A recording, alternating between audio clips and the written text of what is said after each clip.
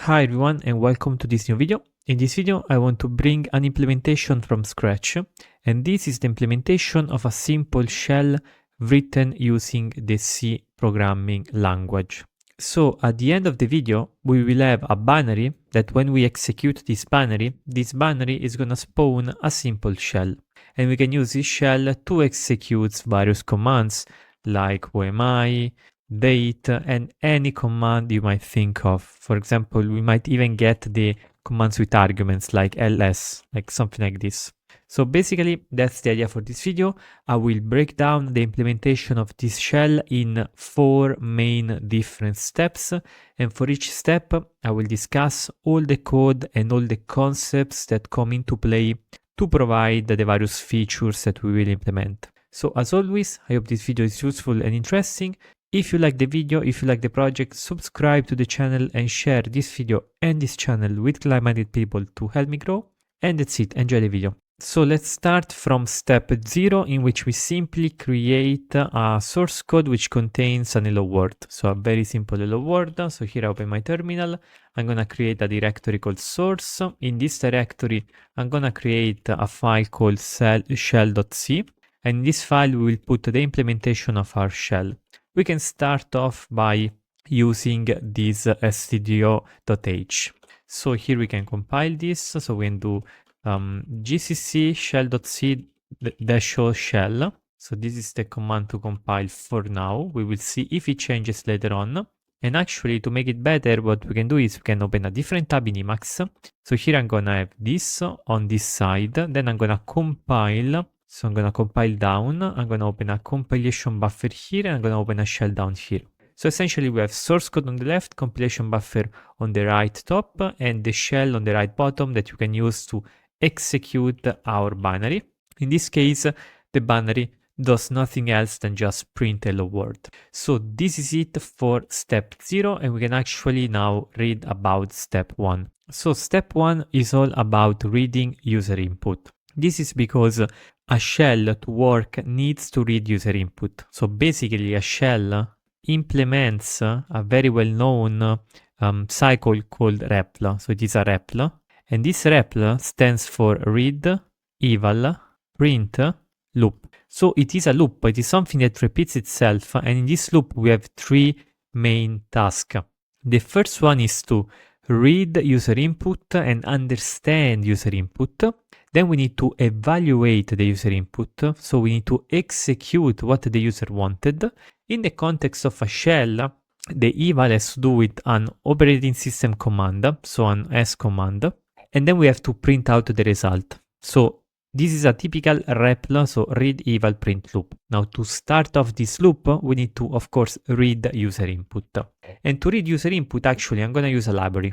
So this is a very minimal library that I suggest anytime you have to read user input. It is developed by Antirez and it is called line noise. So here I put the link to the GitHub, but you can also just download it with wget. So essentially here the commands are as follows. Actually, let me open a shell down here.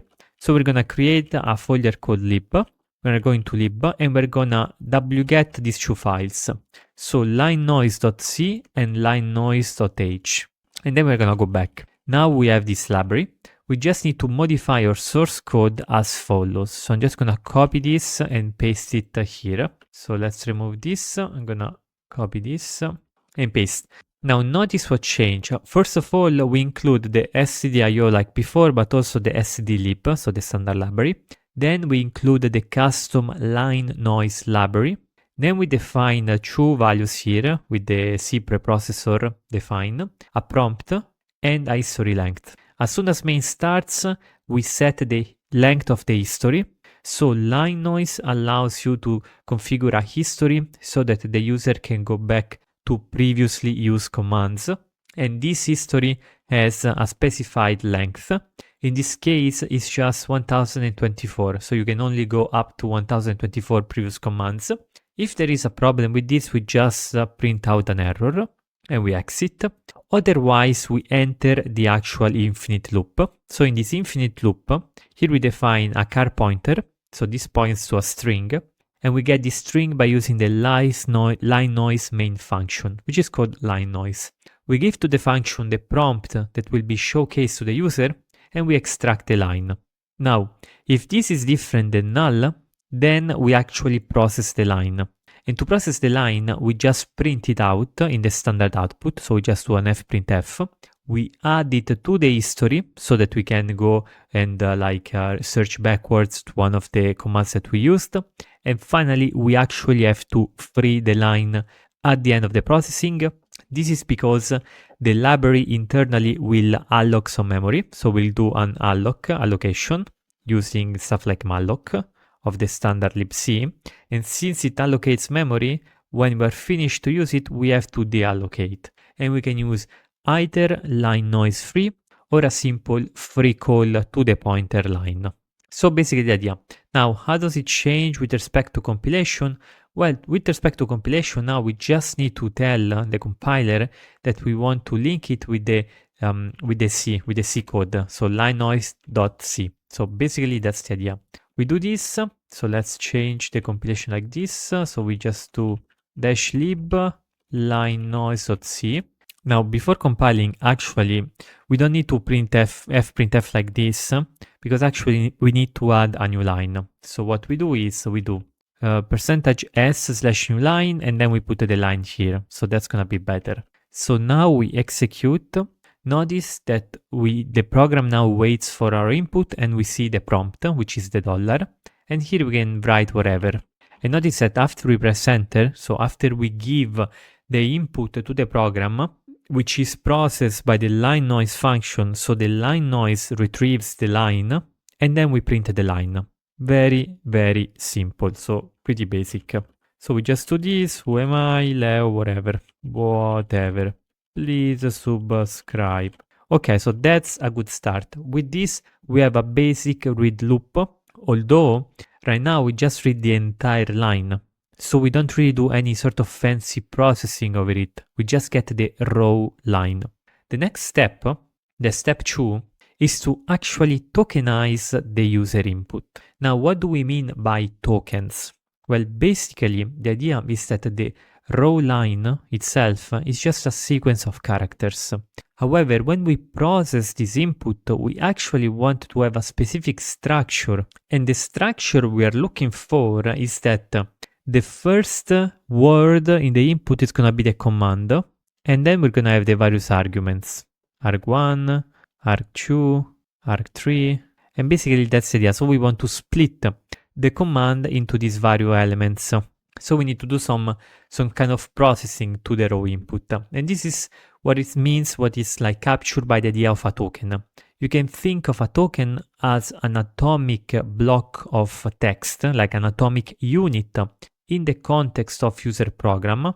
So basically all your characters, now they are split up into tokens. So you have maybe this is one token, token 1, this is another token, token 2. Of course, this process of tokenization can be either very complex or very simple.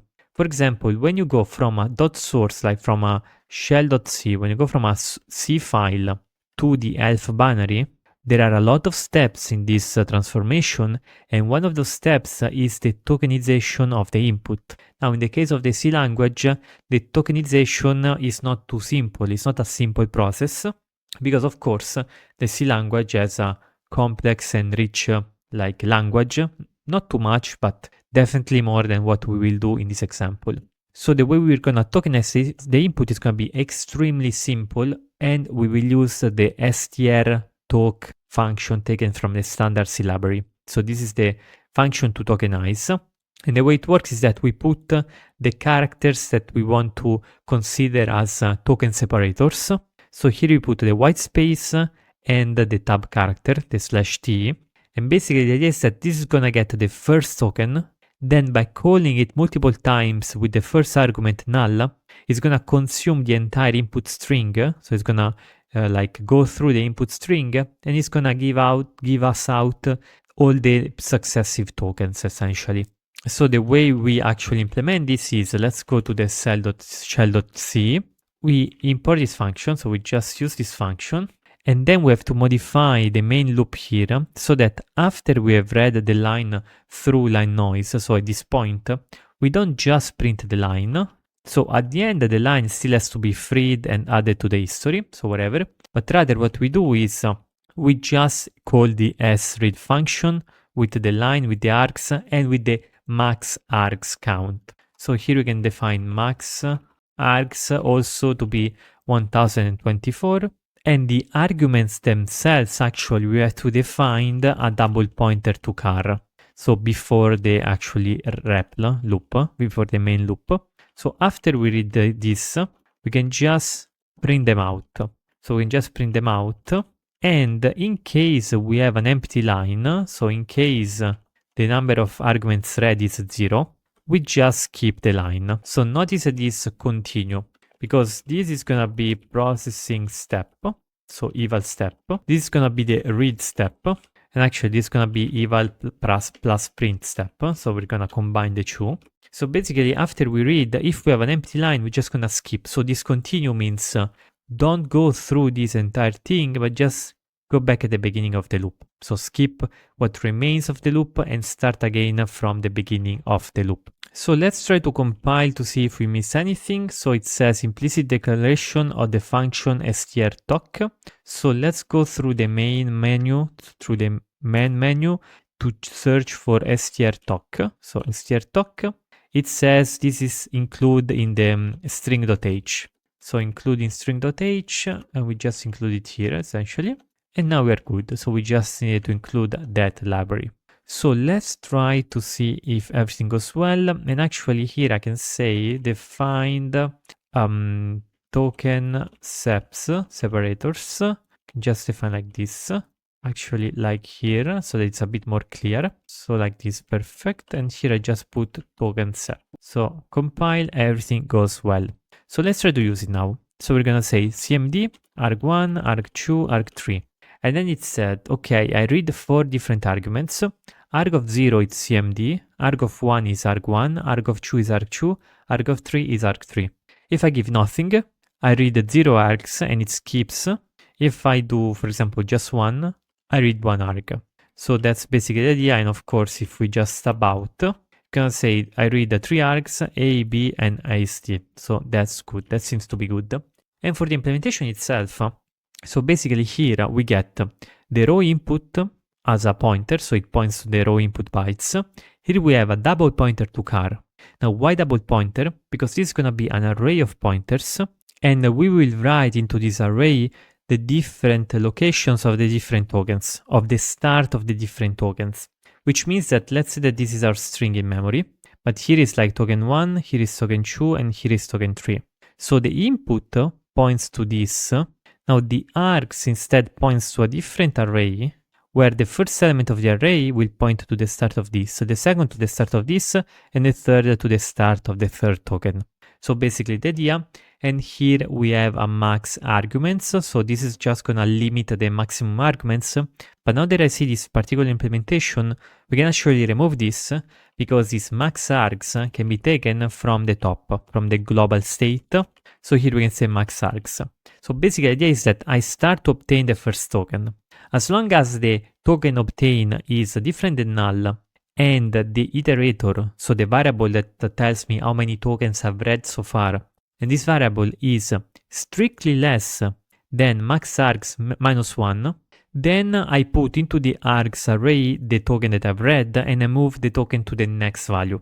Now here I exit the loop one value before the array actually ends, because at the end of this array I want to put the null value.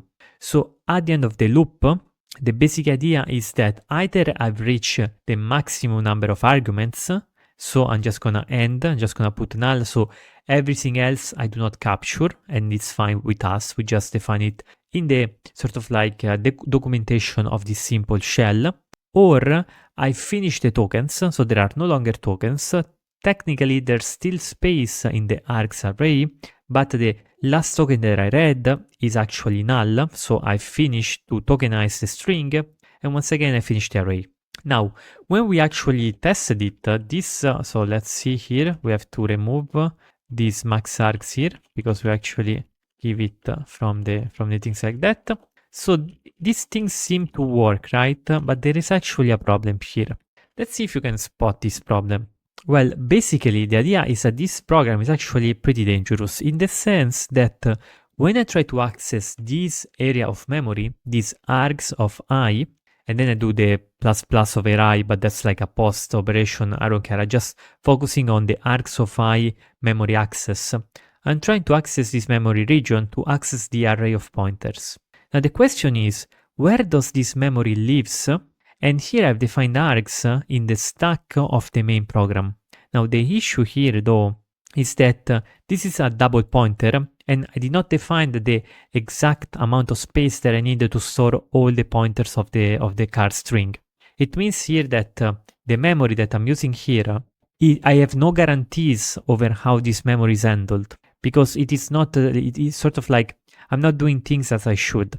So what I should be doing here is actually define these args to be an array of this pointer to cars, and this array has to be of length max args. So like this. Now with this, I am explicitly defining how big this array is. So I'm getting this region of memory directly in the stack of main. And at this point, when I try to access it, I know that that region of memory is actually reserved for me, for that particular space. So everything is fine. So the first time I wrote it, it's bugged like this. The correct way is like this. So basically that's the idea. So let's compile this, let's do it again. Okay, it works properly.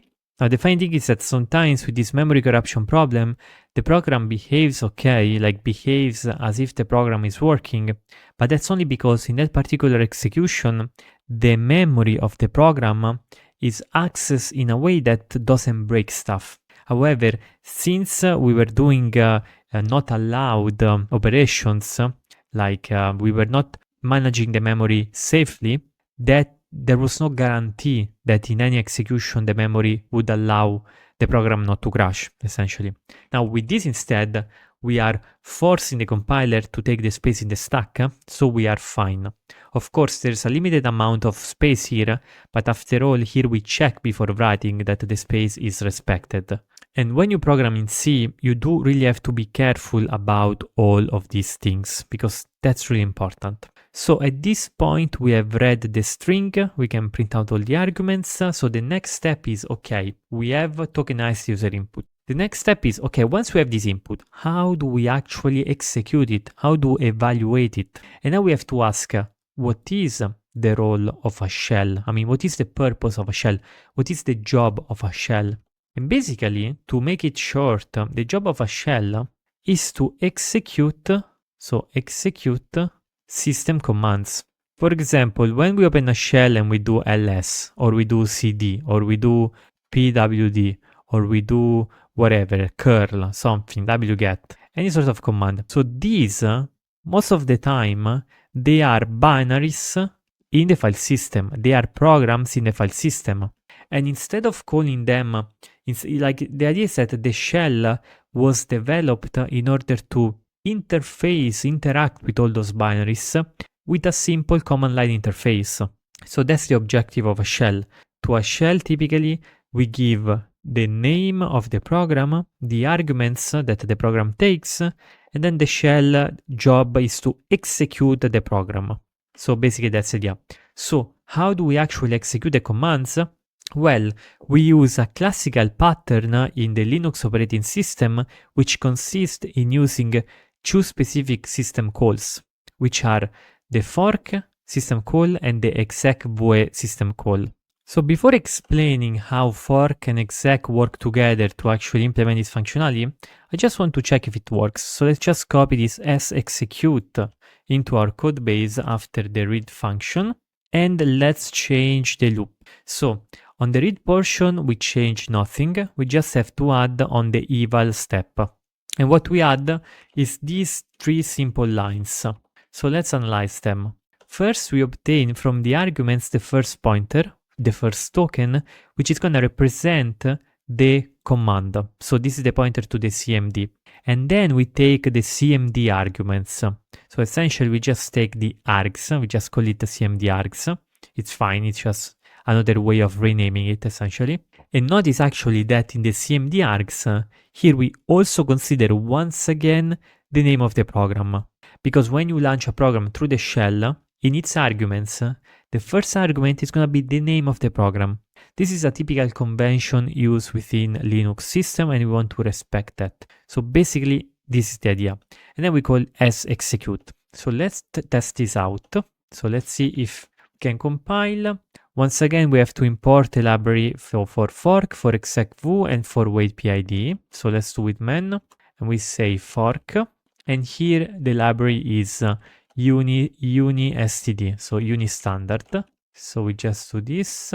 So here let's do compilation. And now we have to do for waitpid. So waitpid, it's not this command, it's waitpid2. And this is found in the syswait.h. Syswait.h. So let's compile. Okay, compilation finished. We can execute the shell. Now let's do a whoami. Notice that it says read one arguments executing whoami. But here the command did not actually work. Why? Well, here we have to understand a little bit about how the shell understands which command to execute. Now, if I say to a shell, execute the command whoami, what is the shell gonna do? So basically, the first task that the shell needs to solve is where is the command? So where is the command in the file system, This is a big question because resources in modern operating systems such as Linux, they are located into a file path. And the file path is sort of like the URL. It is the resource identifier for that particular resource in the context of an operating system. So when we interact with the web pages, web applications, we have URLs which specify the location of that particular application in the context of the internet and the web. In the context of an operating system, resources are identified through file path. So the first thing that the shell needs to understand is that, wait, who am I? Where is this found in the file system? And I don't know if you remember, but the command which whoami, like this, gives you exactly the full path of that particular command. So in this case, whoami is actually found in the /usr/bind/whoami path. And if you execute this, we get leo, which is the same thing as if we just sent to the normal shell whoami. So we want to implement this behavior in our shell. Now there are different ways of doing this. For example, if I just put the full path here into the currently implemented feature of this simple shell, notice that this time actually I do get execution. So look at this. It says read one argument, this is the command, it's gonna execute it, and then I get the output of the command. But if I just say whoami like this, it simply does not find the program. Why?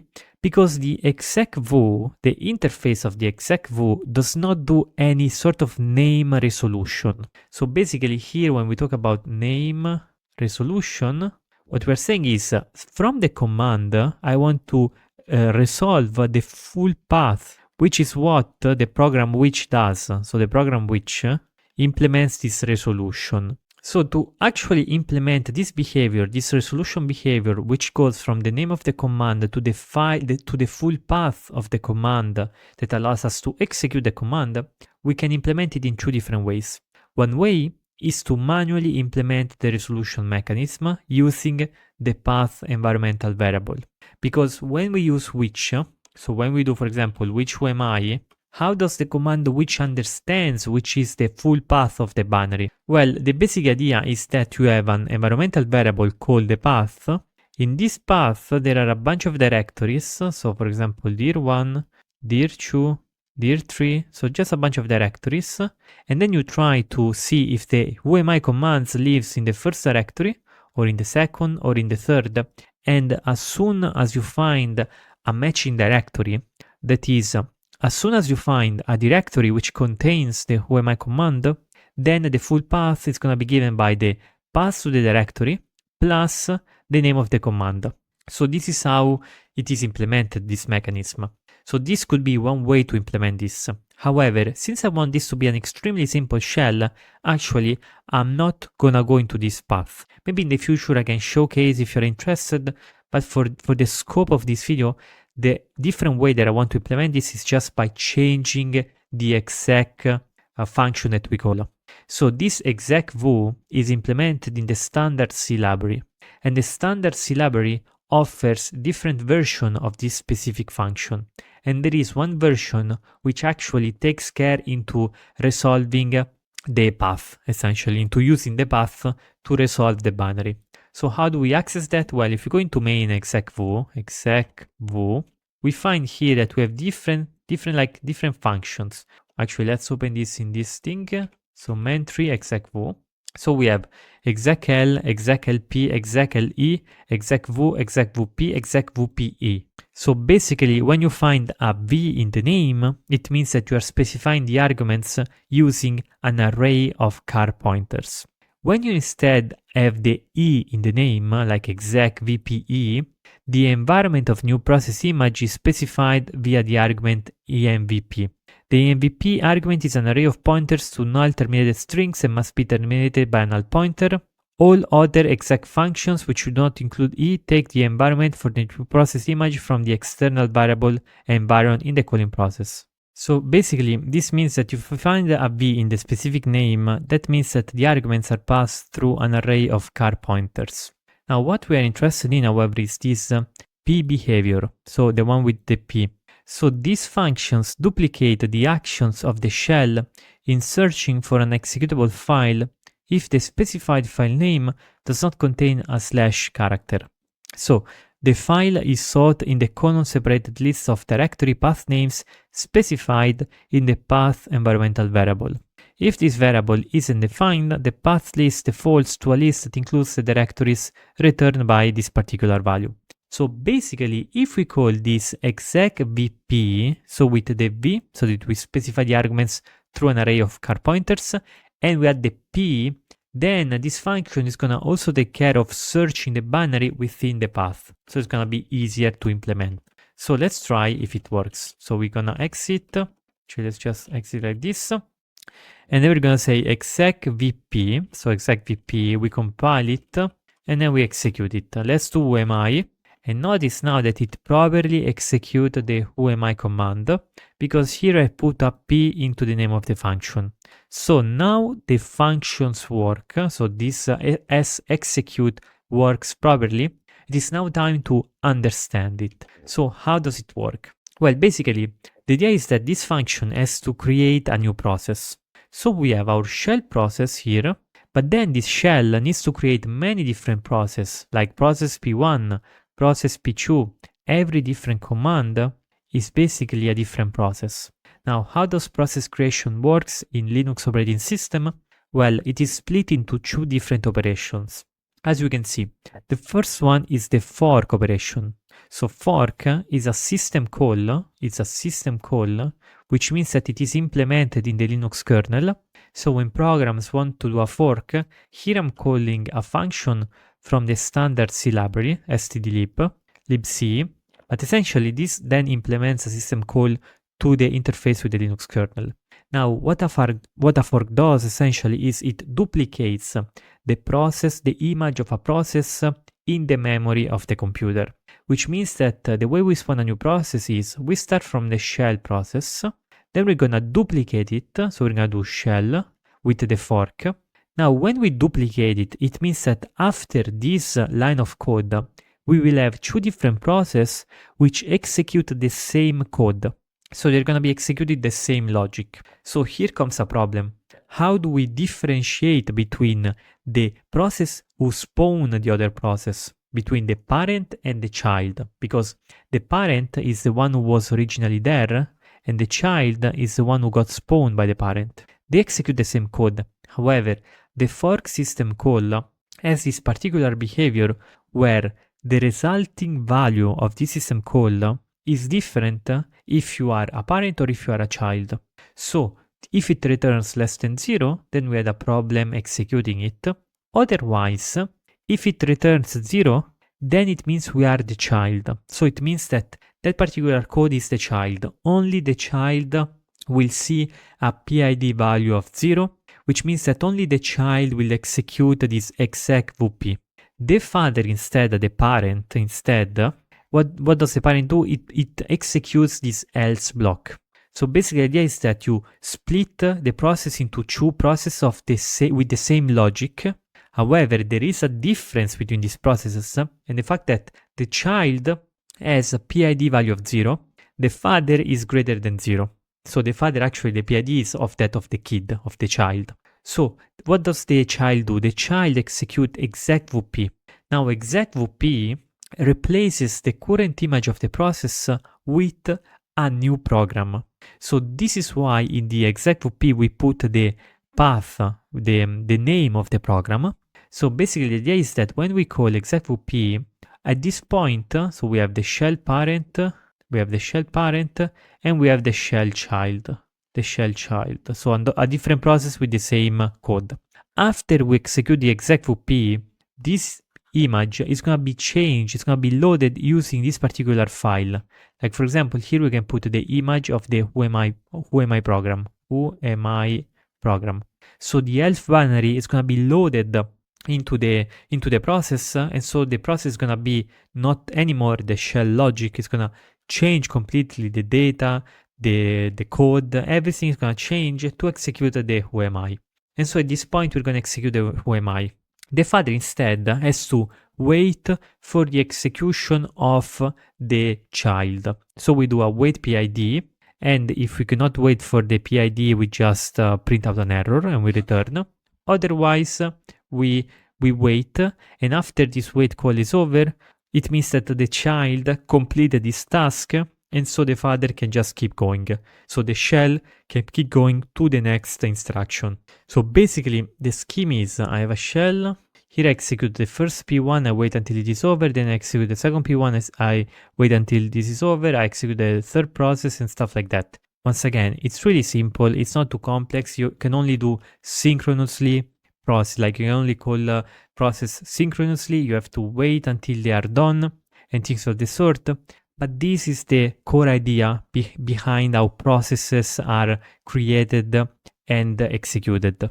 At least from a userland point of view, from what the programs in userland sees. Of course, the kernel has to implement this logic of forking, of executing, and stuff like that, but that's a different story. When we work with a shell, we're working on the user space, so we can use the system code from the kernel, so we can just assume they are there. And so basically this is it. And with this, we're actually almost over. Because the last thing that I want to show how to implement for this shell is the support for so-called built-ins command. Now, what are built-ins? Well, the idea is that so far in our shell, if we execute any program whatsoever, if you execute any command whatsoever, it's gonna call a new process. So a new process will be spawned, and you have the fork exec schema and stuff like that. So this can be not so efficient, especially for implementing simple commands. So in every shell, you have a series of very simple commands that are directly implemented within the shell process. It means that to execute those commands, you do not need to call the kernel of the operating system to ask him, hey, can you load this process into memory, and things of the sort. You literally have the logic within your own process. So this is the idea of built-ins. Built-ins are commands whose logic is implemented directly within the shell process, the shell image, which means that they are far more efficient to implement, far more efficient to execute, because they do not require interaction with the Linux kernel, with the underlying kernel. And so basically that's the idea. So first of all, we start by defining the built-in enum type. So let's go into shell here, let's go into compilation here, and let's go into the vterm here. Perfect. So we have this stuff. So let's start by defining this simple enum type with the built-in. No? And here I'm just going to implement the cd, the pwd, and actually I'm not going to implement these others. So I'm just going to implement these two. Why only these two? Because this is simple. And then if you want to expand on your own, you can try to implement different built-ins. So the cd is going to be used to change directory. The pwd is going to be used to print the current directory. So that's the idea. Then we have these signatures for the implementation of the logic of the built-ins. So like this, built-in impl cd, built-in impl pwd. Then we have this built-in table, so very simple. And this built-in table, what it contains, so this is a way to define an array of function pointers. This array is indexed through the built-in enum type, essentially. So we have here this array built-in table. When we call it with the value cd, it's going to give us the pointer to the cd implementation. When we call it with the value pwd, it's going to give us the pointer to the pwd implementation. So this is all just to make this work. Then to actually execute the built-in, we can go down. So I'm just going to do after as execute. Actually, let's put this, I would say, let's put this down so that it's more local. So we can say as execute built-in. So this is the function to execute the built-in. And look at this. This function takes the command, the arguments, and the number of the arguments. Now, this syntax can be a little bit confusing. So I'm going to explain. I'm going to break it down. The first things we do is we go from the CMD to the built-in code of the CMD. That is to the value of enum built-in. And how do we do that? Well, with this simple function, built-in code. So basically, we take the CMD, we check, we compare it with CD. If this is true, we return CD. Now, strn compare returns 0 if the values are equal. So here we compare 2 bytes. If they are equal, we return CD. Then we compare with pwd, with popd, and with everything else. So actually, let's just do like this. So basically, we just have 2 different comparisons. If we don't find neither CD or pwd, then this is not a valid built-in. So we return invalid, pretty simple. Then we have this other function called isBuiltIn that simply checks if the return code is different from is invalid. So this is like a simple way to check if a command is a built-in because we compare with CD with pwd. If it is not one of those two, it is invalid, which means that it's going to be invalid. So this is not going to be a built-in. So at this point, we have all the knowledge we need to understand this syntax. So the first step is we start from the raw string CMD and we obtain the built-in code. So this is going to be the built-in enum type. Then we use this built-in enum type to obtain the function pointer. So this is going to give us a function pointer. And then we use the function pointer, pointer with arguments, args, and then args. So essentially, we call the implementation of the built-in. So basically, that's the idea. Now notice that at this level, we do not check if the command is a built-in. This is because where I check it actually is in the main loop. So here, and I've noticed here, like look at this. So here the basic idea is that when we execute the command, if we are executing a built-in, so if the CMD is a built-in, then we want to call the function as execute built-in. Otherwise, we are just gonna call as execute built-in. We can remove the free because we are not allocating memory in this case. So basically, this is the idea. Now, when we execute a built-in, we want to make sure that built-in functions, they do not see as the first argument the name of the built-ins. So here we just have to like move the pointer one to the next one so that we skip the name of the argument, the name of the built-in, because of the way we implemented the built-in logic. But this is like a small stuff. You can easily change it in your own implementation. So basically, that's the idea. So we can remove this. And at this point, we have essentially everything. The only thing that we need is to actually implement those built-ins, because at this point we have the table, so that's good, but we still need to implement them. So let's actually implement them. So let's start to see the implementation of the pwd. So this has to return the working directory, the current working directory. So the idea is that we want to introduce a global variable which will take care of storing the current working directory. And here we have a path max, so a maximum number of characters that we want to store for the current working directory. So we can say 4096. So basically that's the idea. And then when we print it, so the idea is that, okay, let's, when we just want to print it, we can just do an fprintf of stdout, and then we say the cwd, and then we put a new line. So this is pretty simple. This is like a pretty simple implementation. Now, however, when we start the program, we need to initialize the CWD value. How do we do that? Well, we can use this other function. We can use this refresh CWD to get the CWD from the current process. And if we have an error, we just say, look, we have an error. So basically that's the idea. So here at the start of the function, I'm just gonna refresh the CWD. This is gonna write into the global variable, which is gonna be read and used by the PWD. So at this point, we do have our first built-in. So let's see declaration of slog, because here we don't the slog, but we can just print it out into the stdr, so into the standard error. And then here we just do shell. So let's print the current working directory, pwd. Notice that we get the current working directory. So this is Leo project YouTube and the specific folder for the content of this video.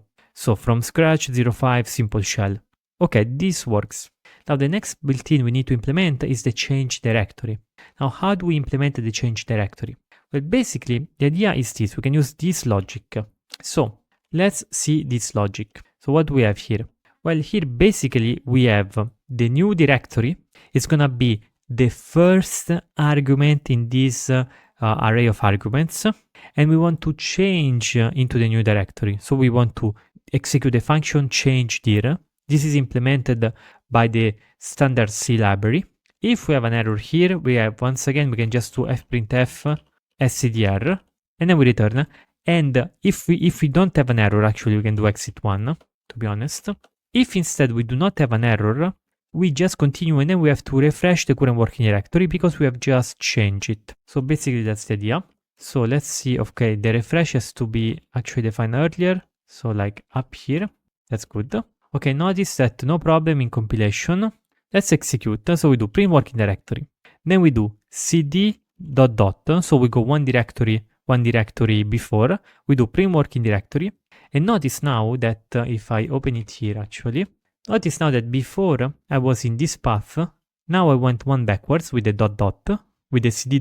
So here is the cd ... command. Here you read two arguments, cd, which is a built-in, and ... which is the argument. After I've changed directory, I print it again, and look at this, it's one directory backwards. And here, of course, I can also say home, Leo, projects, YouTube, and I can put different stuff. So for example, this is gonna be the main YouTube directory and things of the sort. And basically, this is it for this implementation from scratch. It is true that we use a lot of standard C library and of the line noise library. However, the point of this video was to showcase how simple it is to create a simple shell. So before closing the video, I want to go through all the code that we wrote in the final one, which is of course gonna be included in the GitHub material of the extant project, link in the description. So basically, this is the simple line to compile the project. Here we have a few libraries and the line noise external library developed by Antirets. We have a bunch of defines. We have the current working directory. We have the sread function whose purpose is to tokenize the user input, so to split into tokens. We have the execute function whose main role is to create a new process and execute the desired program into the new process. And this is done with the fork exec p pattern. And remember, here we use the p so that the path is resolved automatically by the function. Otherwise, we will need to implement our own resolution mechanism. Then we have the enum built-in to list out all the different built-ins. Here we have the signatures for the built-in implementation so that we can define this built-in table. Here we have a simple utility built-in code, which goes from the string name of the built-in to the enum type, to the enum value of that built-in, or the invalid value. A simple utility is built-in. Then we have the actual execute built-in, which simply uses the built-in table. So it's a very straightforward thing. And then we have the refresh CWD to refresh the current working directory, and the implementation for the two built-ins, so print working directory and the CD. And finally, all of this is put together into this simple main. We refresh the current working directory, we set up the line noise history, we read the input, we do the main loop, the main REPL, So we read the row line, we tokenize it with sRead, we just print it out for debug purposes, we skip the empty lines, and we execute the command, depending if it is a built-in or if it is not a built-in. And then we add the line to the history so that we can go back using the up arrow key. So this is just 148 lines of code. It's really simple, and I would say it's pretty good to teach you the basics of how a shell works.